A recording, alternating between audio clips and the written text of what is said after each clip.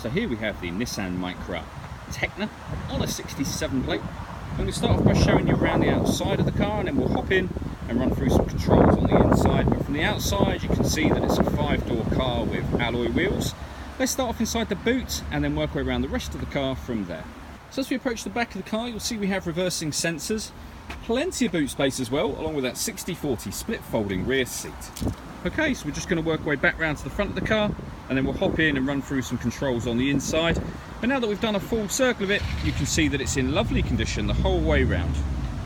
Just briefly before we climb in, I think it's well worth seeing the interior from this exterior point of view. The seats are as good as new. There's plenty to run through on the dashboard, so let's hop in and we'll do that now. Okay, so now that we're inside the car, we're going to start with the dials. On the left-hand side, we have the rev counter, and on the right-hand side, the speedometer. At the bottom, you can see the fuel gauge under the speedometer and the coolant temperature gauge under the rev counter. And in the centre, the total miles on this car, which are 10,239. The information that's displayed above that can be changed using buttons on the steering wheel. For various different bits of fuel economy information, the satellite navigation menu, audio menu, driving aids, settings, and then back round to the driver data menu where we started with that digital readout for the speedometer.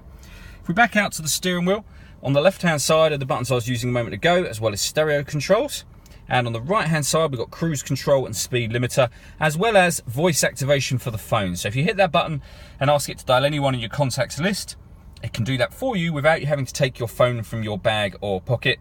That is, of course, once you paired up your phone. And that is done on the touchscreen over in the center here by hitting phone and then connecting from there.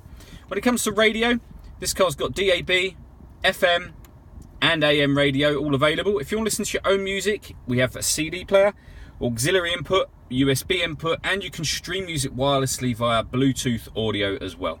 On top of that, this car's got satellite navigation. There's a full video showing that working on our website, and it has a reversing camera as well. If I pop the car into reverse, you can see full colour camera with guidelines showing you where the car is headed in relation to the image that you can see behind you, and you can turn those off, as you can see, if you'd rather not have them there. Working our way down, we've got the climate control, so you can adjust the temperature, fan speed, turn the air conditioning on, or put it on auto and the car will maintain that temperature for you. That will recirculate the air that's in the car, which is a great way of cooling it down quickly.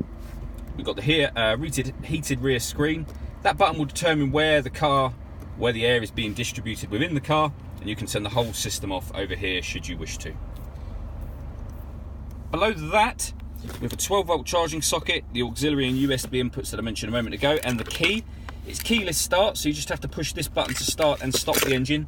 The key simply needs to be in the car, on your person, in your bag, pocket, anywhere in the car.